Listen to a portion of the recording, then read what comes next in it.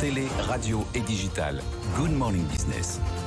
La mode, la production de vêtements fait partie des industries les plus polluantes en termes d'émissions de CO2, mais aussi en termes de consommation d'eau. Selon un rapport des Nations Unies, il faut 7500 litres d'eau en moyenne pour fabriquer un jean. Ça peut aller jusqu'à 10 000 litres pour certains modèles, mais il existe des alternatives et on va en parler avec Agathe Schmidt, fondatrice de la marque de vêtements SEM, marque 100% française basée en Alsace. Bonjour Agathe.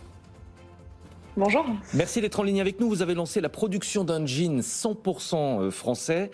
Il est fabriqué à base de lin et vous dites il est entièrement fabriqué en France, de la graine à la confection. Expliquez-nous.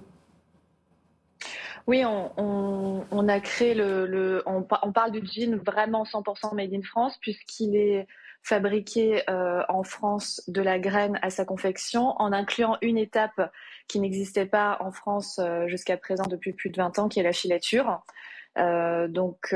Puisque la filature a été, on a travaillé avec notre partenaire Emmanuel Lang, rapatrié cette étape en 2019.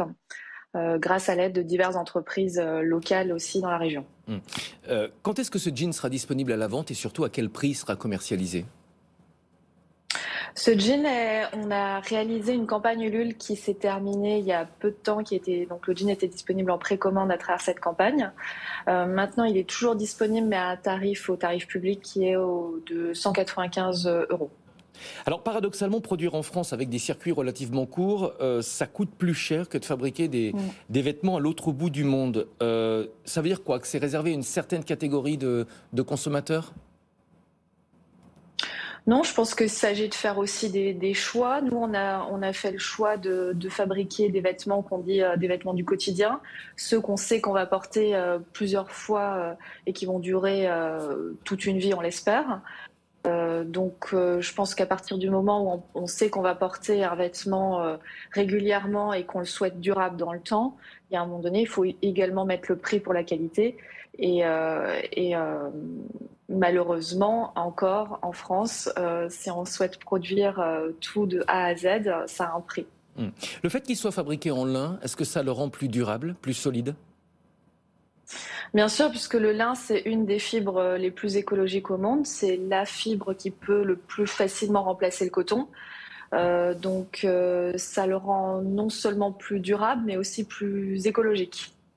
Lorsqu'on interroge la population, et en particulier les jeunes, la fast fashion, ces collections de vêtements bon marché renouvelées en permanence, n'ont plus très bonne presse. Et pourtant, on voit bien que les jeunes sont toujours très présents dans ces enseignes de grande distribution de vêtements. Comment est-ce qu'on explique, à votre avis, ce décalage entre les déclarations et les actes d'achat ?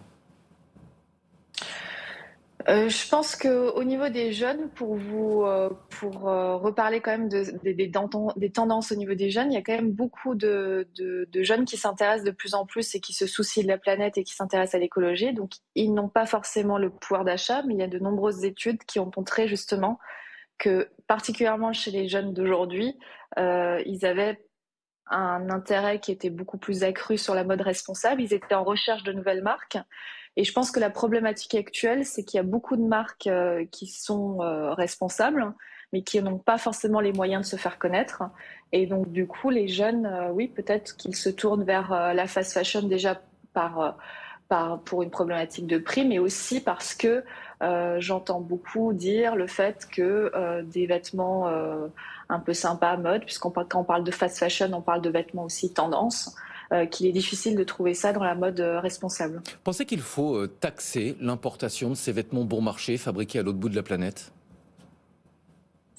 Mais je pense qu'on est soumis à beaucoup de taxes à notre niveau, donc oui, d'une certaine manière, ce serait aussi une manière de protéger notre économie et les emplois en France, chez nous, oui, bien sûr. Selon l'Agence européenne pour l'environnement, la quantité de vêtements achetés dans l'Union européenne a augmenté de 40% entre 1996 et 2012. Chaque habitant dans l'Union européenne achète 12 kilos de vêtements par an. On va mettre le chiffre en perspective, c'est 16 kilos aux États-Unis et 2 kilos dans les pays du Moyen-Orient. On achète trop de vêtements d'une manière générale ? Oui, j'ai aussi pu constater ce phénomène et lire de nombreuses études à ce niveau-là. Parallèlement à ce que vous constatez, ce que vous évoquez, il y a également le fait que de nombreuses personnes, la plupart des personnes consomment que 30% de leur dressing. Donc, il y a une espèce Ça veut de dire quoi, qu'on contradiction achète des entre le vêtements qu'on ne fait... portera jamais? Oui, c'est ce qui a été démontré, c'est qu'il y a beaucoup de vêtements qui sont achetés mais qui ne sont pas portés et qu'on porte que 30% de notre dressing. Qu'est-ce qu'il faudrait faire pour changer les comportements?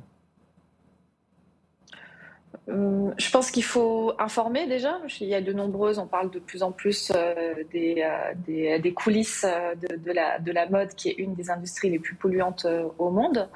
Mais aussi pouvoir proposer des alternatives, puisque le but, c'est pas de faire culpabiliser les gens, mais aussi de leur proposer des alternatives et qu'on fasse connaître le plus de marques éco-responsables possible, puisqu'il y a aussi différentes gammes de prix et qu'on informe, oui, surtout la jeune génération aussi.